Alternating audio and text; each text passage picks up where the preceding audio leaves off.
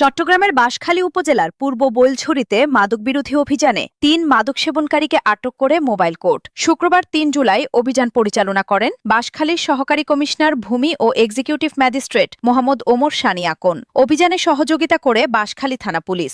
দণ্ডপ্রাপ্তরা হলেন তপন দে, আব্দুর রহিম ও আব্দুল করিম। মোবাইল কোর্টে আব্দুল করিম ও তপন দেকে ১ বছর করে এবং আব্দুর রহিমকে ১ মাসের বিনাশ্রম কারাদণ্ড দেওয়া হয়।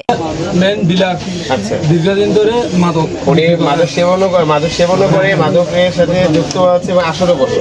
মোবাইল কোর্ট সূত্রে জানা যায়, আব্দুল করিম দীর্ঘদিন ধরে পূর্ব বৈলছড়ির পাহাড়ি এলাকায় অবৈধভাবে বাংলা চোলাই মদ উৎপাদন ও বিক্রি করতেন। তপন দে তার কাছ থেকে মদ সংগ্রহ করে বিভিন্ন স্থানে বিক্রি করতেন এবং আব্দুর রহিমের অটোরিকশা এ কাজে ব্যবহৃত হতো। স্থানীয়দের দেওয়া তথ্যের ভিত্তিতে নেশাগ্রস্ত অবস্থায় ৩ জনকে আটক করে ঘটনাস্থলেই মোবাইল কোর্ট পরিচালনা করা হয়। উপজেলা প্রশাসন জানিয়েছে, মাদক উৎপাদন, বিক্রি ও সেবনের বিরুদ্ধে এ ধরনের অভিযান ভবিষ্যতেও অব্যাহত থাকবে। News desk, Chittagong.